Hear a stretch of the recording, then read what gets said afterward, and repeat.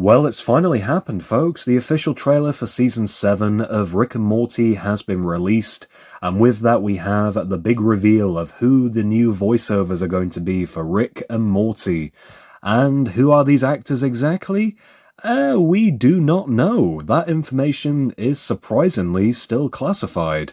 All we have been given as of the time of recording this video is that Rick and Morty are now being voiced by two separate voice actors, replacing Justin Roiland, who was the co-creator of the series and obviously voiced both title characters. And with the scandal-related stuff that occurred towards the beginning of this year, which if you're not fully caught up with that, I've done a couple of videos discussing the controversy surrounding Roiland, along with the recast on the other show that he was a part of, being Solar Opposites. So if you want a full rundown of what has occurred, then you can check out both of those videos on the channel. The short version is that Roiland was caught up in a scandal that has sadly more or less butchered his entire career and destroyed his animation empire, and so he has been swept aside by the likes of Disney and now Adult Swim, and with him being the voice of both main characters and one of the co-creators of the show, the series is thankfully still continuing for those that are huge fans of the show.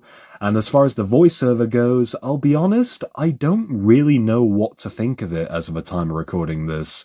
I've watched the Season 7 trailer about 3 or 4 times now, and it's growing on me as far as the voiceover goes because I want to appreciate new actors taking on such iconic animated characters. It's good to see that there are a lot of positive comments about the voiceovers, and I'm sure that as the season does progress, and the show continues, with Season 8 having apparently been fully written and in production, and Season 9 going into production, there is obviously a future for this show, and with the new voice actors, whoever they may be, hopefully this will be a lucrative voiceover opportunity. The only difficulty is that me and many of us out there, we will be comparing this to the original.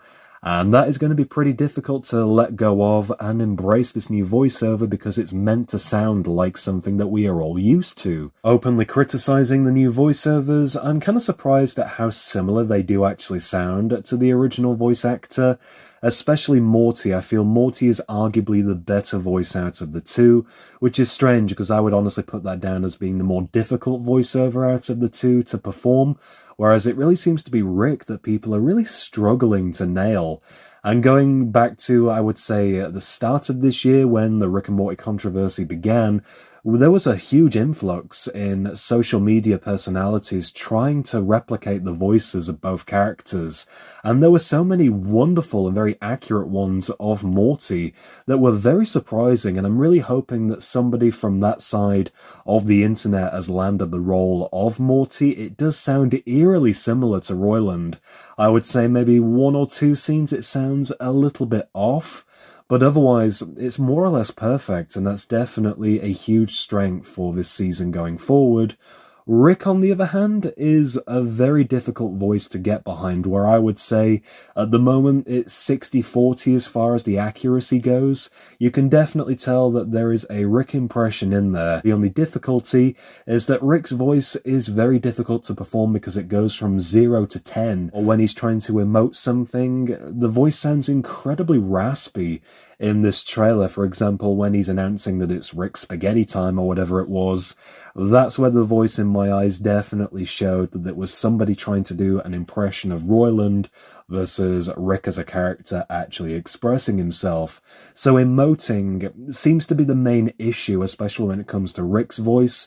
I'm hopeful that this is something that over time we will get used to, but it feels as though that Rick's voice has been toned down slightly, which is kind of difficult to really get behind, especially, like I said before, when we're used to a voice such as Roiland's, and we're obviously hearing that when we try and listen out for this new version of Rick, we're not hearing what we want to hear, and that's something that is going to be difficult to get used to. I will say that with the idea of even replacing the voices for Rick and Morty, I am so glad Adult Swim have gone like for like on this option rather than something completely different, which is the direction things went in for Solar Opposites. The character of Corvo is obviously voiced by Roiland.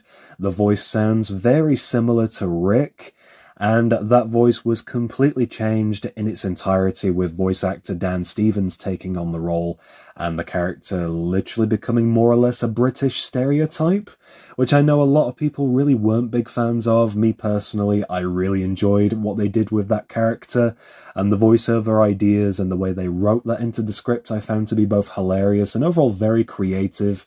Maybe that's a little bit of bias because I am British. With that aside, my point still stands. Such a drastic change like what they did with Solar Opposites, no way would that have worked for Rick and Morty. These voices are too integral to the overall structure of the series, and the character chemistry is something that I'm really hoping the new voiceovers will be able to replicate similar to Roiland. Behind the scenes, you can see how when Justin Roiland performed the characters and when he was recording audio for both of them, he was able to switch it on and off between the two of them, which I feel really added an extra layer. Beyond obviously the voiceovers for Rick and Morty being different and arguably being the most prominent thing to discuss when it comes to this trailer, the actual trailer contents itself, overall I would say, looks generally positive. It looks as though we're going to have a decent mix of the being random convoluted adventures with these two characters, which I know many people really do prefer the randomized episodes, whereas for me personally, I'm more interested in the serialized related stuff, the main overarching story now being that Rick is hunting his nemesis, Rick Prime, the man that was responsible for destroying his life, which is technically also him.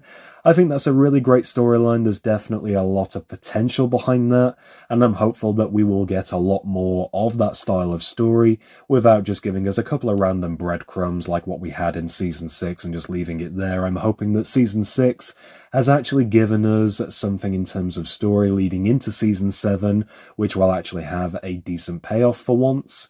So I'm hopeful that we will get some decent episodes rather than just randomized stuff such as incest and giant spunk.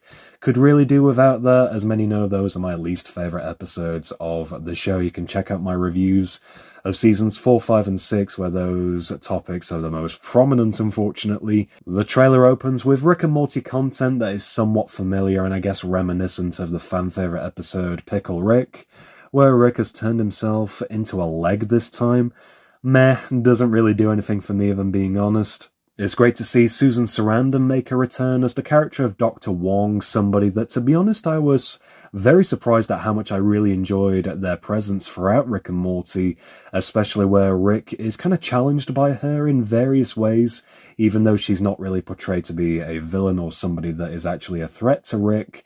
She's just somebody that really tries to help Rick open up about his own personality, and that is something that I feel the character needs more than anything at this point. It's good to see Rick is now being reunited with his friends Squanchy and Bird Person, especially with their history as far as the past couple of seasons go, and how it's been very difficult for Rick to not be with his friends, so hopefully there'll be something more as far as personality layers go to him reuniting with his friends as well.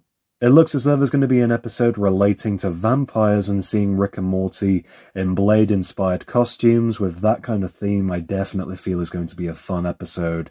I'm hopeful that will be one of the better ones from this run. Morty being kidnapped is also a part of the trailer that I was quite intrigued by, especially where Morty has become a lot more capable in recent episodes. The character has gone a lot darker, and the fact that he's not really struggling, he doesn't look as though he's under pressure. I'm sure there are many layers to that particular sequence. And it's also great to see the President character make yet another return. Keith David voicing that character has become one of my favourites on the show, so it's good to see that he will be in the new season. I would also love to see the return of Evil Morty, who has been my favourite character from Season 1.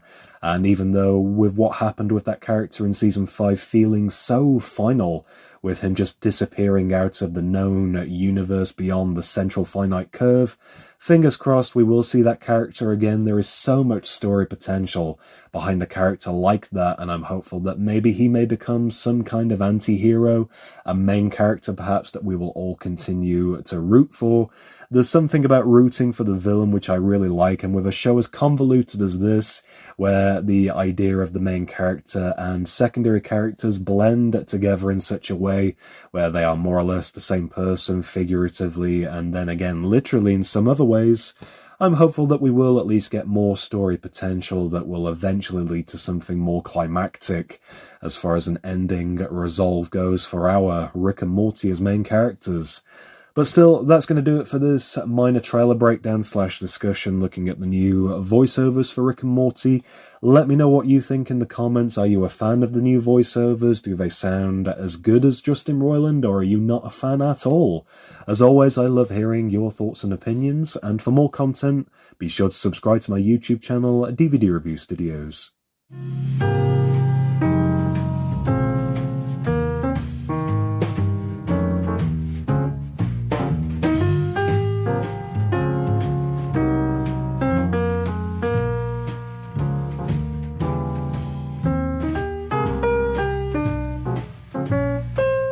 Are you threatening me?